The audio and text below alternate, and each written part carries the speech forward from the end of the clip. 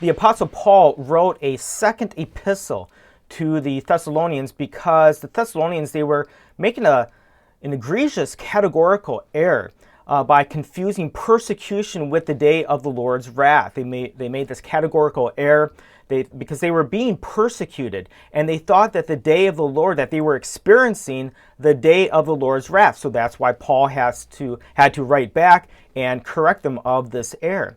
He says in 2 Thessalonians chapter 2, verse 1, he says, "Now concerning the coming of our Lord Jesus Christ and our being gathered to him, we ask you, brothers, not to be quickly shaken in mind or alarmed, either by a spirit or a spoken word, letter to be from us, to the fact that the day of the Lord has come."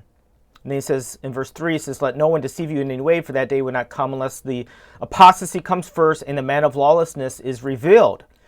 So Paul is teaching here 2 events have to happen before the day of the Lord. But he says here, it's very interesting, he says that he doesn't want the Thessalonians to be fretting over their faith, to be, in his words, quickly shaken in mind or alarmed. Again, so they were confusing persecution with God's wrath. Now, doesn't that sound familiar? It should, because this is the error, the exact same error that pre-tribulationists make. They have taught that the Antichrist, great persecution, great tribulation, that will be God's wrath. And that's the error. This is what Paul is addressing here. So they're making the exact same error as the Thessalonians. I mean, can you imagine?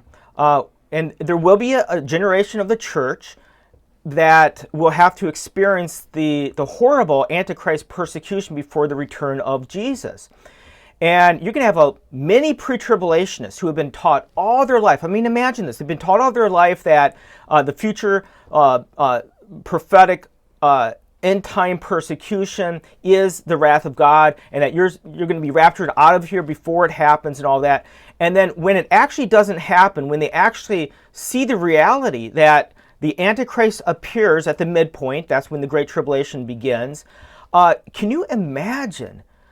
It's tragic, but their faith is going to be very vulnerable, and they're going to be quickly shaken in mind and alarmed. They're going to be fretting. And so they are going to be making, they are right now, the same categorical error by confusing eschatological persecution with the day of the Lord's wrath.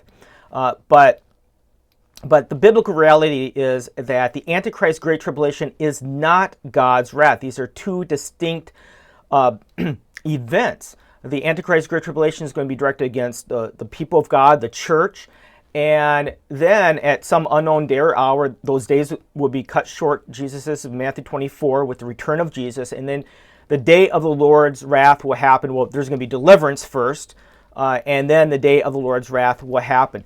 So if you're a pre-tribulationist listening to this, read 2 Thessalonians chapter 2 and listen to the warning of Paul that to prevent any type of being alarmed or fretting or being shaken in mind, don't make the same error that the Thessalonians were making, and that was confusing persecution with the day of the Lord's wrath. And Paul writes back and says, you're not experiencing the day of the Lord's wrath. That's still in the future. 2 events have to happen before that happens, and that is the Antichrist revelation must happen first, and there's going to be this apostasy, and then eventually then the day of the Lord will happen after that at some point.